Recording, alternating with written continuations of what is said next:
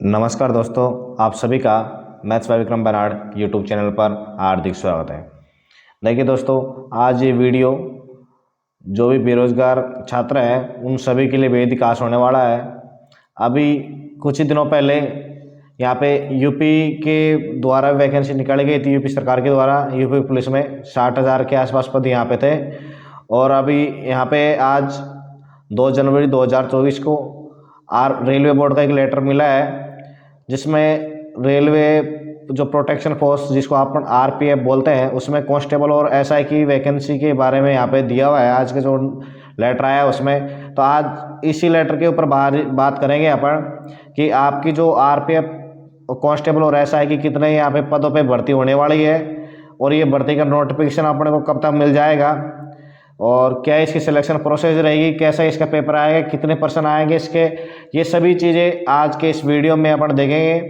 तो देखिए दोस्तों, इस वीडियो को आप लास्ट तक देखिए और आपका जो भी कोई मिलने वाला या रिश्तेदार, मोस्टली अपने जो चैनल है उस पर जॉब वाले हैं, तो उम्मीद कर रहा हूँ आपके जितने भी जानकार हैं बेरोजगार छात्र, उनके पास में ये इस वीडियो ज़रूर शेयर कीजिएगा और चैनल को ज़रूर सब्सक्राइब कीजिए। हम आपको यहाँ पर जो प्रीवियस ईयर के पेपर है वो सॉल्व करवाएंगे। मैं हमेशा बोलता हूँ आपको ग्रुप डी से लेकर अगर आप आईएएस लेवल की तैयारी कर रहे हैं तभी भी आपको पिछले सालों के पेपर यहाँ पे जरूर देखने चाहिए। तो हम आपकी जो आरपीएफ की वैकेंसी आएंगी उनमें भी मदद करेंगे। हम अभी लोकपाल टेक्नीशियन के पेपर यहाँ पे सॉल्व करवा रहे हैं, जीडी के करवा रहे हैं, तो ज़रूर आपको जो लोकपाल यहाँ पे रेलवे से संबंधित आरपीएफ की जो वैकेंसी आएंगी उनके भी यहाँ पे प्रीवियस ईयर के पेपर को सॉल्व करवाएंगे। तो अगर आपका मिलने वाला है तो ज़रूर हमारे साथ में जुड़ जाइए और आपकी तैयारी बिल्कुल जारी रखिए। दोस्तों, मैंने पहले भी आपको बताया हुआ है कि अभी जो भी नोटिफिकेशन आएगा आपको बहुत ही कम टाइम मिलेगा। यहाँ पे देखिए, दिल्ली पुलिस की जो रिजल्ट यहाँ पे 23 लास्ट साल के अंतिम दिन यहाँ पे आया था और उसकी आज डेट भी यहाँ पे घोषित कर दी है। फिजिकल की डेट 16 जनवरी से उनके फिजिकल हो रहे हैं। तो मतलब गवर्नमेंट ने इतनी फास्ट प्रोसेस अभी इस टाइम पे कर रखी है। यहाँ लोक पायलट का नोटिफिकेशन आने वाला जनवरी में, मार्च में उसके एग्जाम प्रस्तावित है। तो ये भी जल्दी क्या है, गवर्नमेंट का ये लास्ट साल मान लो, अभी 2024 में इलेक्शन होने वाला है, तो गवर्नमेंट का कहीं ना कहीं फोकस रहेगा आपके लिए। तो यही बोल लूँगा मैं यहाँ पे कि जो इलेक्शन होंगे उससे पहले पहले आपको यहाँ पे नोटिफिकेशन देखने को मिलेगा आरपीएफ का भी। और आरपीएफ का आपकी बार एसआई और कांस्टेबल दोनों का नोटिफिकेशन यहाँ पे साथ आ रहा है। तो देखिए क्या इसके प्रोसेस है, कब तक यहाँ पे आ जाएगा, क्या अपने को इसके लिए पढ़ना है, ये सभी चीज़ें इस वीडियो में आपके साथ में डिस्कशन करूँगा। तो देखिए यहाँ पे मैंने जो जो इम्पोर्टेंट चीज़ें हैं वो मैंने यहाँ पे हाईलाइट कर दी है। और आज 2 जनवरी 2024 को यहाँ पे लेटर जारी किया है रेलवे बोर्ड ने। सभी जो संबंधित विभाग है उनको यहाँ पे आल जोनल रेलवे की जो आरपीएसएफ है, कोर है, पब्लिक यूनिट है, आरपीएफ है, उनके कमिश्नर सबको यहाँ पे जारी किया है। और जिसका सब्जेक्ट है procedure of for recruitment of sub inspector and constable RPF RPSF. यहाँ पे देखिए, रेलवे जो प्रोटेक्शन फोर्स होती है और एक स्पेशल फोर्स होती है, ये 2 फोर्सें यहाँ पे होती है, दोनों की वैकेंसी एक साथ में यहाँ पे आती है। तो इसके अंदर अब बात करेंगे यहाँ पे वैकेंसीज के बारे में कि कितनी यहाँ पे वैकेंसीज आएंगी। तो देखिए दोस्तों, हाल फिलहाल के जो प्रेजेंट की जो पोजीशन है इनके पास में, उसमें 2000 वैकेंसी तो इन्होंने कांस्टेबल के लिए फिक्स करी हुई है और 250 जो वैकेंसी है वो सब इंस्पेक्टर के लिए यहाँ पे है। अभी ये वैकेंसी घट भी सकती है, बढ़ भी सकती है, इनके बारे में कोई यहाँ पे फिक्स नहीं है। लेकिन अभी इन्होंने जो पोजीशन इनके पास में उपस्थित है वो पोजीशन के अनुसार इन्होंने वैकेंसी की संख्या दी हुई है और मोस्टली चांस यही रहेगा, लगभग इसी के आसपास वैकेंसी यहाँ पे वेरी करेगी जितनी है। जो अब मैं यहाँ पे जो आज नमक मिर्च मसाला आपने कुछ नहीं लगाएंगे, जो आपको यहाँ पे नोटिफिकेशन जो वैकेंसी देखने को मिलेगी वो यहाँ पे मैं आपको यहाँ पे बताऊंगा जो नोटिफिकेशन में आपको जो चीज़ें दी गई है। तो यहाँ पे 250 एसआई की वैकेंसी है। अब देखिए, जो ये वैकेंसी है उसके अंदर भी इन्होंने 10% वैकेंसी, यानी जो वैकेंसी 20 वैकेंसी बनती है, 200 वैकेंसी बनती है यहाँ पे 10% के हिसाब से। तो 200 वैकेंसी यहाँ एक्स सर्विसमैन के लिए रिजर्व कर रखी है और 15% के हिसाब से यहाँ पे 300 वैकेंसी बढ़ती है। इस कुल मिलाकर ये 500 वैकेंसी हो गई जो महिलाओं के लिए और एक्स सर्विसमैन के रिजर्व है, यानी एक्स सर्विसमैन के लिए 200 पोस्टें रिजर्व है यहाँ पे जो मैं बता रहा हूँ किसमें, आरपीएम में हर पोस्ट यहाँ पे 250 की निकाल लो आप। 10% एक्स सर्विसमैन के लिए रिजर्व है और 15% यहाँ पे लड़कियों के लिए रिजर्व है। अब देखिए यहाँ पे जो नेक्स्ट यहाँ पे 3 फेजों में आपकी जो प्रोसेस है रिक्रूटमेंट की प्रोसेस, वो 3 फेजों में कंप्लीट होगी। पहले फेज में आपकी एग्जाम ली जाएगी, दूसरे फेज में आपकी जो पीटी होगा, फिजिकल एफिशिएंसी टेस्ट होगा, और फिजिकल जो मेजरमेंट टेस्ट होता है पीटी एंड पीएमटी, वो टेस्ट होगा यहाँ पे। और थर्ड जो प्रोसेस है यहाँ पे, उसमें आपका डॉक्यूमेंट वेरिफिकेशन होगा। अब इसके लिए देखो आपकी जो भी प्रक्रिया है, इसके लिए नोडल ऑफिसर यहाँ पे नियुक्त करते हैं, नॉमिनेशन होता है। अब नॉमिनेशन की यहाँ पे प्रोसेस दे रखी है कि आपकी जो पीटी और पीएमटी है वो सेंट्रल रिक्रूटमेंट जो कमेटी है सीआरसी, और जो रीजनल सब कमेटी है आरएससी, ये आपकी यहाँ पे सीआरसी जो सेंट्रल रिक्रूटमेंट जो कमेटी है उसी के निर्देशन में आपके पीटी और पीएमटी का यहाँ पे आयोजन किया जाएगा, जो जिसको अपन बोलते हैं कि आपका ये होगा फिजिकल। इसके लिए कमेटी यहाँ पे बनाई जाएगी, इनके बारे में दे रखा है यहाँ पे। अब यहाँ पे जो आपके नोडल बना रखे रीजन वाइज कि देखिए 4 रीजन यहाँ पे बनाए हुए हैं, ईस्ट वेस्ट नॉर्थ और साउथ, चारों दिशाओं के अनुसार 4 रीजन बनाए हुए हैं। और चारों रीजन में कौन कौन सा रेलवे किस जो रीजन में आता है ये भी आपको स्क्रीन पर दिख रहा है। तो आप जब आवेदन करो तब आप विशेष तौर पे इनका जो प्रेफरेंस आपसे मांगा जाएगा वो प्रेफरेंस आपको इसी अनुसार भरना है, जिस अनुसार आपकी इच्छा है कि मेरे को साउथ रेलवे में जॉब करना है, कि नॉर्थ रेलवे में करना है, पश्चिमी रेलवे में करना है, पूर्वी रेलवे में करना है। तो यहाँ संबंधित जोन दिए हुए हैं यहाँ पे, तो इनके अनुसार आपको यहाँ पे रीजन चूज करना है। यार रीजन को मतलब जो प्रायोरिटी होता है उसके अनुसार आपको यहाँ पे देना है कि जिस प्रकार से आपके नंबर आएंगे उसी हिसाब से फिर आपको यहाँ पे रीजन यहाँ पे अलॉटमेंट होंगे। अब देखते हैं अपन यहाँ पे कि जो एलिजिबिलिटी जो कंडीशन है यहाँ पे एलिजिबिलिटी जो कंडीशन है यहाँ पे इन्होंने देख रहा है भारत का नागरिक होना चाहिए, मोस्टली होता है। जो क्वालिफिकेशन है यहाँ पे एजुकेशन क्वालिफिकेशन और एज की अपन बात करेंगे तो जो सब इंस्पेक्टर है, जो कांस्टेबल है, वो तो यहाँ पे होना चाहिए 10th पास होना चाहिए। और जो सब इंस्पेक्टर है मतलब जो एसआई अपन बोलते हैं उसको शॉर्ट में, वो ग्रेजुएट यहाँ पे होना चाहिए। जो कांस्टेबल आरपीएफ का नॉर्मल कांस्टेबल होता है उसके लिए 10th पास होना चाहिए यहाँ पे। और सब इंस्पेक्टर जिसको एसआई बोलते हैं उसके लिए यहाँ पे ग्रेजुएट होना जरूरी है। अब एज की अपन बात करें तो जो एसआई है उसके लिए मिनिमम एज 20 साल है, मैक्सिमम एज 25 साल है, और कांस्टेबल के लिए मिनिमम 18 है और मैक्सिमम 25 है। अब कुछ कैटेगरियों को यहाँ पे रिजर्वेशन के हिसाब से छूट दी गई है यहाँ पे। और जैसे यहाँ पे बताया गया है कि अगर आपका जो एक जो नोटिफिकेशन आता है वो अगर जनवरी से जून के बीच में आता है तो जो आपकी एज है वो 1 जुलाई तक काउंट करी जाएगी। और आपका यहाँ पे जुलाई से लेकर दिसंबर तक आता है तो आपकी 1 जनवरी तक यहाँ पे एज काउंट करी जाएगी। और दोनों जो एज है वो इसमें शामिल यहाँ पे करी जाएगी, जो आपकी एज की कट ऑफ रहेगी डेट उसके अंदर। अब यहाँ पे जो एज मैंने बताई आपके एसआई के लिए 20 से 25 और कांस्टेबल के लिए 18 से 25, उसमें 5 साल की छूट दी गई है इन्होंने किसको, एससी को, और एसटी को 5 साल की छूट दी है। ओबीसी को यहाँ पे 3 साल की छूट दी है। बाकी जो स्पेशल कंडीशन लगी हुई है ये भी देख सकते हो, जो मोस्टली ज़्यादातर कैंडिडेट इसी एरिया के रहते हैं। बाकी इन्होंने जम्मू कश्मीर लद्दाख में जो रह रहे कैंडिडेट उनके लिए यहाँ पे अलग अलग यहाँ पे इन्होंने दे रखी है। डाइवर्स हुआ, विधवा औरत हुई, उनके लिए भी यहाँ पे इन्होंने अलग अलग छूट दे रखी है। अब बात करेंगे जो एक्स सर्विसमैन के, तो एक्स सर्विसमैन में उसी को काउंट किया जाएगा जो रिटायर्ड नहीं हुआ और जो डिस्चार्ज यहाँ पे नहीं हुआ। अगर ये कोई कैंडिडेट रिटायर्ड या डिस्चार्ज हो गया तो उसको एक्स सर्विसमैन की गिनती में आप काउंट नहीं किया जाएगा। एक्स सर्विसमैन को यहाँ पे अलग से 3 साल की छूट दी गई होगी जो सामान्य कैटेगरी से होगा, और 6 साल की छूट दी होगी जो ओबीसी में होगा, 8 साल की छूट दी ही होगी उसको अगर वो एसटी और एससी का यहाँ पे कैंडिडेट होगा। और यहाँ पे मिनिमम 6 महीने यहाँ पे होने चाहिए उसको एक्स सर्विसमैन के लिए, तब जाकर उसको एक्स सर्विसमैन यहाँ पे काउंट किया जाएगा। अब बात करें अगर आप एग्जाम पास होने के बाद फिजिकल जो मेजरमेंट होता है उसके लिए, तो देखिए यहाँ पे जो चेस्ट की और हाइट की बात होती है, तो यूआर और ओबीसी के लिए हाइट की आप बात करें तो मेल के लिए 165 चाहिए, फीमेल के लिए 157 चाहिए, और जो चेस्ट है यहाँ से 80 बिना फूले हुए चाहिए, और फुलाने के बाद में 85 होना चाहिए, 5 से फूलना जरूरी है। एससी और एसटी की बात करें तो 160 हाइट होनी चाहिए मेल कैंडिडेट की, फीमेल कैंडिडेट की 152 होनी चाहिए, और जो सीना है वो 76.2 होना चाहिए बिना फुला हुआ, और 81.2 होना चाहिए फुला हुआ। बाकी जो गैडवाल है, गोरखा है, मराठा, डोगरा, इनके लिए अलग छूट यहाँ पे दी हुई है। जो एम्प्लॉय जो नोटिफिकेशन का पब्लिकेशन आरआरबी के थ्रू किया जाएगा, इसमें यहाँ पे जो कमेटी है सीआरसी, उसका यहाँ पे कोई रोल नहीं है। और आपको बता दें जो यहाँ पे स्पेशल रीजन वाइज जो फोर्स बनाई जाएगी वो पीटी और पीएमटी के लिए यहाँ पे होगी। और जो एजेंसी का काम है चूज करना वो भी आरआरबी का यहाँ पे। और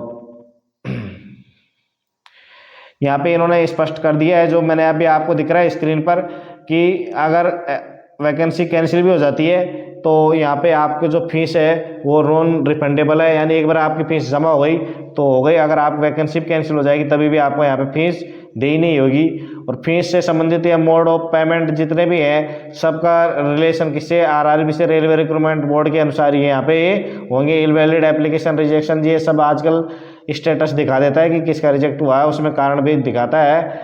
और हम अब आपको बात करेंगे यहाँ पे कि जो आपके फर्स्ट फेज होगा वही मोस्ट इम्पोर्टेंट है। जब आप भाई एग्जाम में पास नहीं होगे तो आप फिजिकल कैसे दोगे? तो जब एग्जाम में पास होंगे तो एग्जाम का पेपर कैसे आएगा? जो पहला फेज है वो एग्जाम का कंप्यूटर बेस्ड टेस्ट होगा आपका, और ये 120 नंबर का यहाँ पे होगा। मिनिमम क्वालिफाई मार्क की अपन बात करेंगे तो SC और ST के लिए 30% चाहिए, और UR के लिए यहाँ पे 35% चाहिए। जो कांस्टेबल है उसका जो पेपर का लेवल है वो होगा 10 तक का, और जो सब इंस्पेक्टर है उसका लेवल होगा यहाँ पे ग्रेजुएट तक का होगा। अब यहाँ पे जो क्वेश्चन आपके आएंगे वो 120 होंगे दोनों के ही, और टाइम दोनों में 90 मिनट का आपको टाइम दिया जाएगा। अब देखिए दोस्तों, इसमें आपके 50% तो किसके होंगे?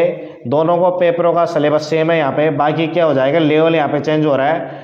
सब इंस्पेक्टर का अगर आप पेपर दोगे तभी भी आपको 90 मिनट में 120% करने होंगे, और कांस्टेबल में भी 90 मिनट में 120% करने होंगे, और सब इंस्पेक्टर है उसमें भी 50% आपको जीके के मिलेंगे, और कांस्टेबल है उसमें 50% आपको जीके के मिलेंगे। बाकी 35% आपको गणित के मिलेंगे, दोनों में ही 35-35, और 35 मिलेंगे आपको रीजनिंग के। इसलिए मैं, अगर आप सिलेक्शन चाहते हो दिल से कि मेरा सिलेक्शन होना चाहिए इस वैकेंसी में, तो आप हमारे साथ में बिना किसी बेझिझक और बेसंकोच के साथ में जुड़ सकते हो कि हम आपको यहाँ पे बिल्कुल एक आप 0 लेवल से लेकर हाई लेवल तक की बिना किसी शुल्क के आपको यहाँ पे रीजनिंग की तैयारी करवाएंगे और मैथमेटिक्स की तैयारी करवाएंगे।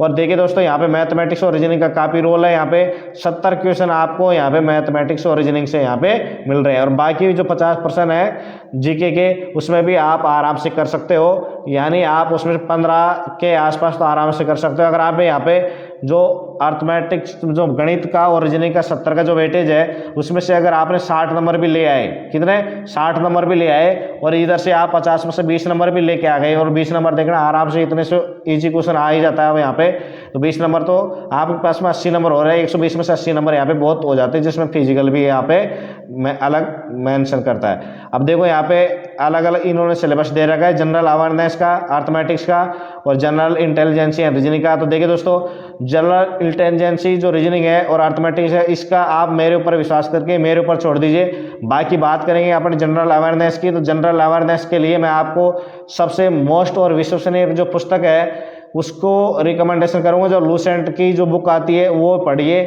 आप जितना मेरा एक्सपीरियंस है उसके अनुसार मैं बताऊंगा आपको कि उसको अगर आप 20 बार पढ़ने की जगह उसको 1 या 2 बार ही पढ़िए, पर उसको ज़रा ध्यान से पढ़िए। अगर आपका कोई भाई और बहन तैयारी कर चुका है पहले तो उससे पूछ लीजिए। पूरी लूसेंट देखिए दोस्तों, पूरी लूसेंट कभी पढ़ने के काम के नहीं है, और पूरी लूसेंट आप पूरी कर भी नहीं पाओगे। अगर आपने पूरी पढ़ ली तो आप याद नहीं रख पाओगे उसको, इसलिए आपको उतनी पढ़नी है जितनी आपके लिए इंपॉर्टेंट है। इसलिए अगर आप जनरल अवेयरनेस की बात करेंगे तो मैं जनरल अवेयरनेस के लिए आपको सबसे जो बढ़िया बुक है लूसेंट है, उससे बढ़िया कोई बुक नहीं है। अगर आप पढ़ने का तरीका आपको अच्छा है तो आप जब भी एग्जाम दे के आओगे तभी आपको पता लग जाना चाहिए कि लूसेंट के कितने क्वेश्चन यहाँ पे आए हैं। तो जनरल अवेयरनेस के लिए लूसेंट सबसे बढ़िया बुक है।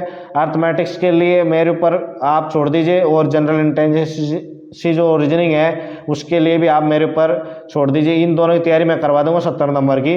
बाकी आप उसमें से लूसेंट मैंने आपको बता दी, बहुत ही अच्छी सफिशिएंट है वो बुक है। यहाँ पे आपका एक क्वेश्चन 1 नंबर का होगा, यानी 120 नंबर का आपका पेपर होगा।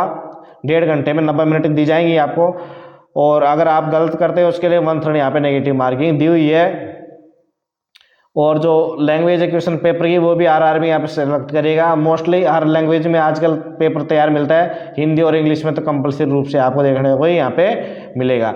अब देखिए, जब आपकी फर्स्ट यहाँ पे जो फेज है एग्जाम कंडक्ट होना, वो अगर कंडक्ट हो जाता है उसके बाद में उसका रिजल्ट यहाँ पे जारी किया जाता है। और रिजल्ट जारी करने पे जितनी अपने पास में पोस्ट हैं, जितने अपने पास में पोस्ट है कांस्टेबल और जो सब इंस्पेक्टर की दोनों की, तो उनके जितने पोस्ट है उनके 10 गुणे कैंडिडेटों को यहाँ पे किस में बुलाया जाएगा, फिजिकल के अंदर बुलाया जाएगा। प्रत्येक कैटेगरी, जैसे किसी कैटेगरी की 10 सीटें हैं तो वहाँ पे 100 विद्यार्थियों को फिजिकल के लिए यहाँ पे बुलाया जाएगा। और फिजिकल के लिए बुलाने पे यहाँ पे बताया है, अगर मान लो पहली टाइम फिजिकल होता है और 10 पोस्टों के लिए 100 विद्यार्थी यहाँ पे बुलाए हैं और 100 में से 10 भी अगर क्वालिफाई नहीं कर पाते जो पीटी है, तो यहाँ पे फिर से रिजल्ट जारी किया जाएगा और फिर उनका फिजिकल करवाया जाएगा। ये प्रोसेस यहाँ पे 2 बार ही होगी और 2 बार के बाद में ये प्रोसेस यहाँ पे नहीं होगी।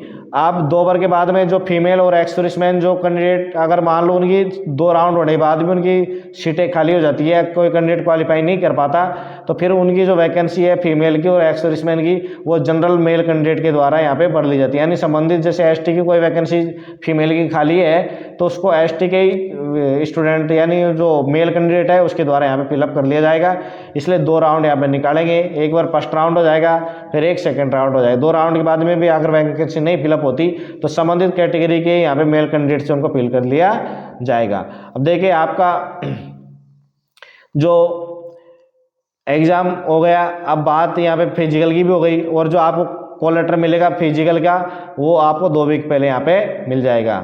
तो अब यहाँ पे जो प्रोसेस है डेली की कि आप फिजिकल देने जाओगे, खुद की अगर किसी प्रकार कोई इंजरी हो जाती है तो आपकी खुद की जिम्मेदारी होगी, रेलवे की यहाँ पे कोई जिम्मेदारी नहीं है। जा रहे हो आप वहाँ पे तो आपको टाइम लग सकता है, इसलिए आपको खुद की व्यवस्था के अनुसार जाना चाहिए। ये सब रूल रेगुलेशन आपको आते रहते हैं, ये वही रूल रेगुलेशन है जो यहाँ पे आज इस वीडियो में इंपॉर्टेंट जो आपके काम की चीज़ें है उन्हीं के ऊपर यहाँ पे बात करेंगे। अब देखिए, यहाँ पे जो क्वालिफाई का जो क्राइटेरिया है यहाँ पे कि जो एसआई है उसमें 1600 मीटर की दौड़ है, वो तो आपने करनी है 6.5 मिनट में, और कांस्टेबल में करनी है उसको 5.25 मिनट में करनी है। और 800 मीटर की दौड़ है, वो यहाँ पे जो फीमेल कैंडिडेट है उनको 800 मीटर भगवाएंगे, वो उनको करनी पड़ेगी 4 मिनट में। और जो फीमेल में ही जो कांस्टेबल है उनको 3 मिनट और 40 सेकंड में यहाँ पे करनी रहेगी।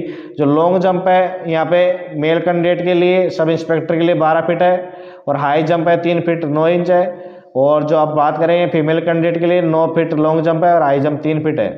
और कांस्टेबल के लिए 14 फीट लॉन्ग जंप है और 4 फीट यहाँ पे हाई जंप है। यानी जो कांस्टेबल है उसका फिजिकल यहाँ पे टफ है, एसआई का फिजिकल यहाँ पे ईजी है। और जो एक्स सर्विसमैन है यहाँ पे उनको फिजिकल में छूट दी जाएगी, मेडिकल में किसी प्रकार कोई छूट है उनको दे ही नहीं है। और बात करेंगे अपन कि जब भी कोई कैंडिडेट यहाँ पे उसका फिजिकल कंप्लीट हो जाएगा उसके बाद में उसको सिग्नेचर मिलेंगे, और जो रिजल्ट है उसका फेल है पास है वो भी यहाँ पे प्रदर्शित उसको कर दिया जाएगा। और जो यहाँ पे 1600 मीटर और 800 मीटर की जो दौड़े हैं, 1600 मीटर मेल कैंडिडेट के लिए, 800 मीटर फीमेल कैंडिडेट के लिए, इसमें किसी प्रकार का कोई चांस यहाँ पे दे ही नहीं है। लेकिन जब आपकी लॉन्ग जंप या हाई जंप है उनके लिए यहाँ पे 2 चांस यहाँ पे दे ही हैं। यानी जो 800 मीटर और 1600 मीटर में होने के बाद में पहले 800 मीटर और 1600 मीटर करवाया जाएगा, पहले आपको दौड़ करवाई जाएगी। दौड़ करवाने के बाद में आपका हाइट चेस्ट यहाँ पे मेजरमेंट किया जाएगा। उसके बाद में हाइट चेस्ट के बाद में आपको लॉन्ग जंप और हाई जंप करवाई जाएगी। और जो हाई जंप और लॉन्ग जंप ये कुछ क्रम इस प्रकार का होगा, पहले दौड़ होगी उसके बाद में हाइट चेस्ट होगा, फिर उसका लॉन्ग जंप हाई जंप होगा यहाँ पे। इसलिए थोड़ा शेड्यूल इस प्रकार का है कि आपको टिपिकल जैसा लगेगा। अगर शुरुआत में लॉन्ग जंप हाई जंप करवा ले तो बच्चे काफ़ी अच्छा इसमें प्रदर्शन कर जाएं, लेकिन यहाँ पे दौड़ करवाने के बाद हम करवा रहे हैं ताकि आपकी एनर्जी कहीं तो नष्ट यहाँ पे हो जाती है। और देखिए 1600 मीटर और जो 800 मीटर की जो दौड़ करवाएंगे उसको आर पैड जो टेक्नोलॉजी है उसी का उसमें इस्तेमाल किया जाएगा, यानी चिप का इस्तेमाल यहाँ पे किया जाएगा। और जो चेस्ट है उसका मापन यहाँ पे मेल कैंडिडेट का होगा, फीमेल कैंडिडेट का यहाँ पे चेस्ट का मापन यहाँ पे नहीं होगा। और अगर आप फेल हो जाता है पीटी या पीएमटी में तो उसको वहाँ से जब भेजते हैं तो उसके जो इंडेक्स फिंगर है लेफ्ट हैंड की, उसके ऊपर यहाँ पे मार्क करते हैं स्याही का। और जो पीईटी और पीएमटी है वो यहाँ पे क्वालिफाई नेचर का है, उसके यहाँ पे किसी प्रकार कोई नंबर यहाँ पे नहीं जुड़ेंगे। इसलिए पेपर में आपको प्रदर्शन अच्छा करना है ताकि आप वहाँ पे अच्छा नंबर यहाँ पे ला सके। अगर आप पीईटी या पीएमटी जो भी आपके प्रोसेस उससे आप असंतुष्ट हो या आप किसी प्रकार की अपील ग्रीवेंस डालना चाहते हो तो उसके लिए आपको 3 दिन का टाइम दिया होता है। जो आपका फिजिकल लगा है उसके 3 दिन के टाइम के अंदर आपको यहाँ पे ग्रीवेंस दाखिल करनी है। और संबंधित जो ग्रीवेंस अधिकारी है उसके पास में 2 दिन का टाइम होता है कि उसको यहाँ पे डिस्पोज करना जरूरी है। अब देखिए बाकी तो इसमें जो थर्ड प्रोसेस है वो डॉक्यूमेंट वेरिफिकेशन की है। अब देखिए डॉक्यूमेंट वेरिफिकेशन में आपको क्या चाहिए क्या नहीं चाहिए।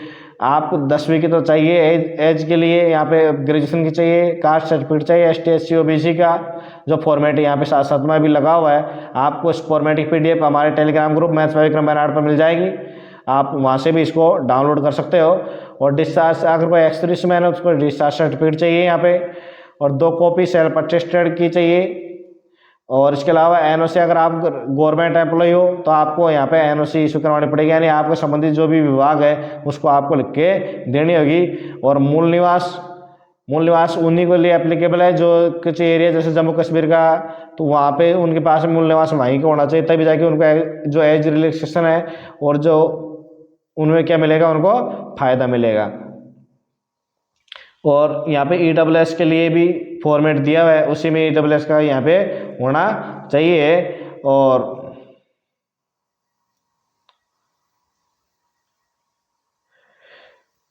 देखिए यहाँ पे अगर आपने ST SC OBC ex serviceman EWS किसी से भी अगर आपने आवेदन किया है और आप उसका जो सर्टिफिकेट है वो डॉक्यूमेंट वेरिफिकेशन के टाइम पे वहाँ पे देने में असमर्थ है तो आपकी उम्मीदवारी यहाँ पे निरस्त कर दी जाएगी, आपके ऊपर कोई विचार यहाँ पे नहीं किया जाएगा। और यहाँ पे जो सर्टिफिकेट है वो सेल्फ अटेस्टेड होंगे। ये सब चीज़ें आपको डॉक्यूमेंट वेरिफिकेशन टाइम की बता रहा हूँ यहाँ पे।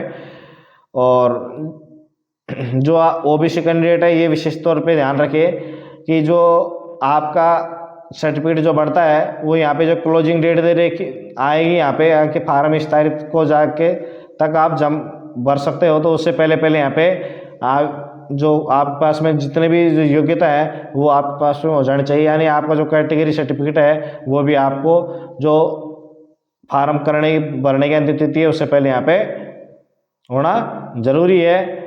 आप देखिए जो बोर्ड है वो शीट आपकी जो तैयार करेगा, roll number, father name category, date of birth, height chest के हिसाब से वो यहाँ पे तैयार करेगा। और तैयार करके वो यहाँ पे जो CRC है उसको यहाँ पे दे देगा, जो आप फिजिकल के टाइम पे यहाँ पे काम आएगी। और जो क्वालिफाई मार्क यहाँ पे मैंने बता दिया 30-35 के हिसाब से, तो उस हिसाब से SC ST के 36 नंबर बन रहे हैं, UR OBC के 42 नंबर बन रहे हैं यहाँ पे। और अगर जब पैनल तैयार करते टाइम पे जो फाइनल रिजल्ट तैयार करते कोई कैंडिडेट 2 की अगर नंबरिंग सेम हो जाती है, सेम मिल जाता है, तो उसमें एज को क्राइटेरिया दिया जाएगा, जो सीनियर है एज में उसको यहाँ पहले मौका दिया जाएगा। और जो क्वालिफाइंग मार्किंग है कांस्टेबल और SI दोनों के लिए क्या है, समान है यहाँ पे। तो देखिए दोस्तों इस प्रकार से मैंने जो इम्पोर्टेंट चीज़ें थी आपके लिए ये बता दी है मैंने आपको। और जो जोनल और RPSF है ये अलॉटमेंट मैंने आपको बता दी। यहाँ पे मेडिकल एग्जामिनेशन तो होती है आपकी जो संबंधित रेलवे है उसी के यहाँ पे करवाई जाएगी, जहाँ पे है आपके पास में डॉक्यूमेंट वेरिफिकेशन जहाँ पे हो रहा है उसी के संबंधित रेलवे हॉस्पिटल में आपका मेडिकल करवाया जाएगा। तो देखिए दोस्तों अगर आप तैयारी कर रहे हैं तो मैं आपको एक बार फिर से बोलूँगा आप तैयारी में जारी रखिए, क्योंकि जल्दी यहाँ पे नोटिफिकेशन आने वाला है और फिर आपको यहाँ पे वक्त नहीं मिलेगा, तुरंत यहाँ पे एग्जाम हो जाएगी। जितने भी पद है अगर आपकी तैयारी अच्छी है तो आप, मेरे को विश्वास है कि आप 1 या 2 सीट पे भी आपका नंबर आप फिक्स कर सकते हो। इसलिए अगर वर्दी पहनने की आपकी इच्छा है और रेलवे में जाने की तो आप बिल्कुल आपके पास में सुनहरा मौका है, आप तैयारी करते रहिए और जल्दी आपको नोटिफिकेशन देखने को मिलेगा। चुनाव से पहले नोटिफिकेशन यहाँ पे आ जाएगा और उसके एग्ज़ाम भी जल्दी हो जाएगी, तो आपको टाइम यहाँ पे नहीं मिलेगा। इसलिए तैयारी में जारी रखिए आप बिल्कुल तैयारी। और आप इसके लिए हमारे साथ जुड़ सकते हो। मैथ रीजनिंग हम आपको करवाएंगे। जीके के लिए मैंने आपको सजेशन कर दिए कि कौन सी बुक आपको यहाँ पे पढ़नी है। तो देखिए दोस्तों, आप सभी का वीडियो देखने के लिए धन्यवाद। और अपना जो परिवार है मैथ्स बाय विक्रम बेनाड, उसको और भी आसमान तक जो ले जाना है आपको, जितना मैं बताता हूँ कि आपको इस परिवार में ज़्यादा से ज़्यादा सदस्यों को जोड़ते हुए जो मोटिवेशन है मेरा भी और आपका भी, वो बढ़ाते रहिए और हौसला अफजाई करते रहिए, ताकि आपको इस तरीके की जो न्यूज़ है, अच्छी अच्छी न्यूज़ें यहाँ पे मिलेंगी। इस साल 2024 में चुनाव होने वाला है, तो आपको बहुत सारी वैकेंसी भी देखने को मिलेगी इस साल में। पिछली बार भी जब चुनाव आता तभी आपने को ग्रुप डी, लोक पायलट और इन सभी की वैकेंसी यहाँ पे मिली थी आपको। तो अब की बार भी कुछ ऐसे ही हालात हैं, तो आपको ज़रूर यहाँ पे वैकेंसी देखने को मिलेंगी। इसलिए आप तैयारी करते रहिए बिल्कुल अच्छे तरीके से, बिना किसी घबराहट के। और ये ऐसे नहीं कि नोटिफिकेशन कब आएगा, नोटिफिकेशन जल्दी आने वाला है, ये निश्चित मान लीजिए आप। मैं यहाँ पे जो भी आपको इन्फॉर्मेशन देता हूँ, बिना किसी नमक मिर्च मसाला के, जो ऑथेंटिक न्यूज़ है वही मैं आप सामने यहाँ पेश करता हूँ। तो देखिए दोस्तों, आप सभी का विश्वास बनाए रखने के लिए धन्यवाद। और आप हमारे साथ में जुड़िए, आपके दोस्तों को जोड़िए और ये परिवार है उसको जल्दी बढ़ाइए। आप सभी का वीडियो देखने के लिए धन्यवाद। मिलते हैं ऐसी कोई अच्छी न्यूज़ लेकर, या आपको पिछले सालों के पेपर यहाँ पे सॉल्यूशन में।